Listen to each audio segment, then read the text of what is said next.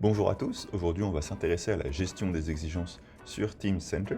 Donc ce qui est pratique, c'est que sur la plateforme Teamcenter, on peut mettre à la fois des requirements ou des exigences et des specifications ou des spécifications d'exigences. Pour ce faire, il y a deux façons de gérer les exigences sur la plateforme.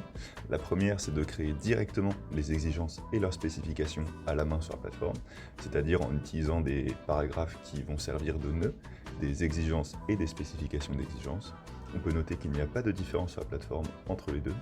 Et la deuxième façon, c'est d'importer un fichier Excel ayant l'ensemble du contenu, et la plateforme va venir recréer l'ensemble des liens, des exigences et des spécifications d'exigences présentes dans ce fichier. Il est également possible de faire un mix des deux en important un fichier Excel puis en rajoutant certains éléments. Donc ici, on va venir créer quelques exigences et spécifications d'exigences à la main, et en laboratoire, vous verrez le processus d'importation. Donc dans un premier temps, on va venir créer un Requirement Specification. Donc c'est un objet qui va venir contenir les exigences et les spécifications d'exigences. Pour plus de clarté dans l'arborescence, on va venir séparer les parties en paragraphes. Et ensuite, on vient créer nos exigences en les ajoutant en enfant au paragraphe. Et dans la suite, on va encore créer nos spécifications d'exigences qui seront le même objet, mais en enfant de l'exigence principale.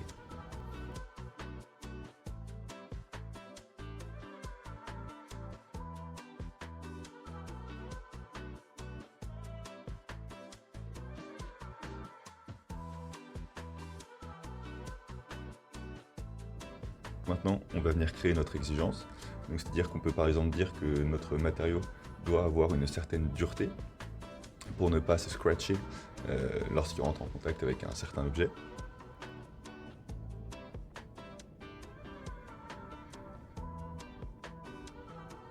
Donc maintenant, on va venir créer notre spécification d'exigence, qui va venir ajouter une valeur concrète et mesurable sur l'exigence qu'on a définie juste avant.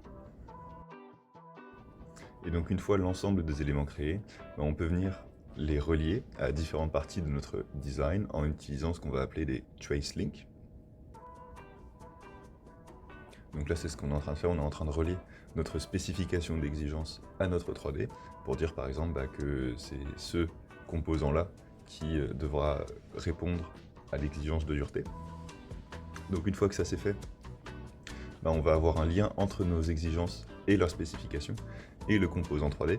Donc pour cela, on peut le voir dans l'onglet Relations, donc que ce soit au niveau de l'exigence qui va être relié du coup au composant, ou aussi dans l'onglet Relations du composant où on va voir qu'il est lié à l'exigence.